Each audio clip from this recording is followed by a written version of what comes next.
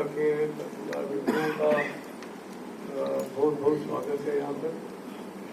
जैसा साथी ने बताया कि साथी घूमते वकील डालो और हम लोग आज यहाँ पर इसलिए उपस्थित हैं कि आज हमारे वेस्ट सेंट्रल रेलवे प्राइज यूनियन की वार्षिक अधिवेशन की है और कल साथी मुकेश अपनी पूरी सेवाएं करके 60 साल की उम्र में रिटायर हुए।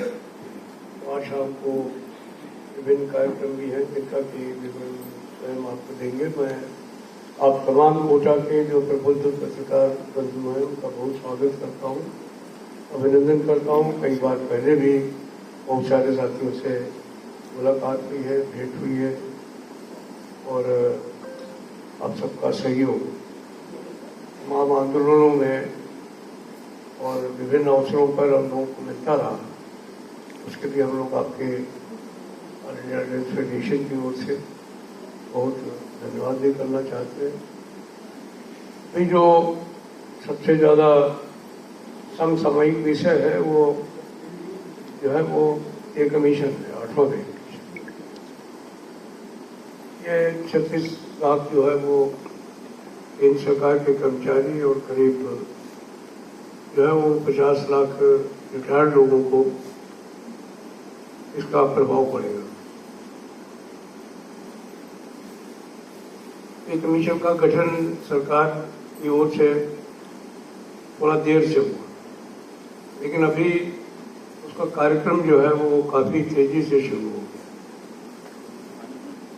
तो सबसे पहले क्योंकि मैं नेशनल काउंसिल जेसीएम जो सारे केंद्र सरकार के कर्मचारियों को रिप्रेजेंट करता है उसका स्टाफ सेक्रेटरी हूँ, तो उन्होंने एक कमीशन को हम लोगों ने अपना मेमोरेंडम दे दिया था पिछले माह में और अभी उन्होंने हम लोगों को बुला करके बातचीत की। सबसे पहली बातचीत हम लोगों से शुरू।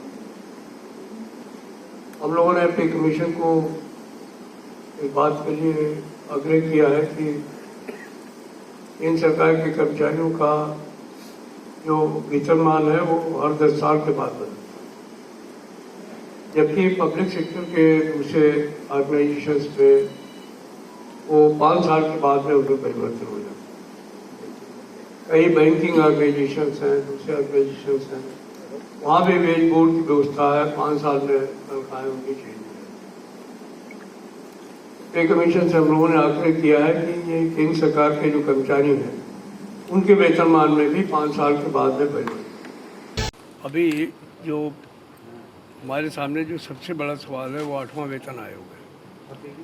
8वें वेतन आयोग के सामने जो है वो हमारे सभी नेशनल काउंसिल जेसीएम के लोगों ने अपना प्रतिवेदन दे दिया है और हम लोगों ने बात भी की है ऑल इंडिया रेलवे फेडरेशन के माध्यम से, नेशनल काउंसिल जेसीएम के माध्यम से हम लोगों ने उनके सामने जाकर के बात भी की है और उनसे मांग की है कि हमारा जो मिनिमम वेतन है वो 69,000 रुपीज़ होना चाहिए और जो फिटमेंट फैक्टर है वो 3.833 होना चाहिए। ये मांग हमने 5 यूनिट के परिवार के आधार पर की है, जो अभी तक 3 यूनिट थी, जिसके आधार पर 18,000 के वेतनमान की गणना जो है वो पिछले वेतन आयोग ने करने का काम किया था।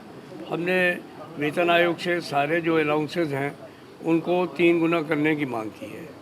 हमने इस वेतन आयोग से रिस्क और हार्ड ड्यूटी अलाउंस की बात की है, मांग की है। हमने इनसे जो है वो लिविंग कंडीशंस और जो वर्किंग कंडीशंस हैं उनको सुधारने की भी मांग की है। हमने इस वेतन आयोग से प्रोन्नतियों के बेहतर अवसर भी बढ़ाने की मांग की है। हमें आशा है कि वेतन आयोग हम लोगों की बात को ध्यान से सुना है उन्होंने और इस पर कुछ न कुछ अच्छा जो है वो रिपोर्ट देने का काम करेगा। मिश्रा जी, ये प्राइवेटाइजेशन हो रहा है रेलवे में, इससे सेफ्टी पर भी असर पड़ता है, इसके बारे में क्या कहना है आपका? देखिए, भारतीय रेल का जहाँ तक सवाल है इसमें कोई शक नहीं है कि इसका विस्तार बहुत हो रहा है। इसी साल आपने देखा होगा बजट में 2,71,000 करोड़ रुपए का प्राविधान जो है बजट में किया गया। अब इंफ्रास्ट्रक्चर तो बढ़ता जा रहा है लेकिन कर्मचारियों की संख्या में कमी हो रही है और उस कमी को जो है वो प्राइवेटाइजेशन के जरिए, आउटसोर्सिंग के जरिए ठेके के ज़रिए जिम जैसे जो है वो जो ठेकेदार हैं उनके ज़रिए उसको पूरा करने की प्रयास किए जा रहे हैं। अनट्रेंड लोगों को जो है वो भारतीय रेल को जो है वो मेंटेनेंस के लिए लाने का प्रयास किया जा रहा है। तो ये जो है भारतीय रेल के लिए बहुत ही खतरनाक है और मैं समझता हूँ कि हमने माननीय मंत्री जी को भी कहा है कि ये उचित नहीं है कि अनट्रेंड लोग जिनकी कोई ट्रेनिंग नहीं है, जिनकी कोई क्वालिफ़िकेशंस नहीं है, अगर उनको भारतीय रेल के लिए ला कर के लगाने का काम किया जाएगा तो जो हमारी प्राइम सुरक्षा है, जहाँ जीरो टॉलरेंस की नीति है सुरक्षा के लिए, वो ठीक नहीं रहेगी। और भारतीय रेलों को अगर बेहतर चलाना है तो हमें निश्चित तौर पर सरकारी कर्मचारियों की भर्ती करनी पड़ेगी और उस भर्ती के साथ ही जो है वो जो नए काम हैं उनके लिए नए लोगों को पोस्टों को क्रिएट करना पड़ेगा, नए लोगों को भर्ती करना पड़ेगा, उनकी बेहतर ट्रेनिंग करनी पड़ेगी, टेक्नोलॉजी में भी सुधार करना पड़ेगा। तो ये सारी चीज़ें हम लोगों ने बोर्ड के सामने भी रखी हैं और माननीय मंत्री जी के सामने भी। मुझे आशा है कि इस दिशा में कुछ न कुछ प्रगति जरूर होगी।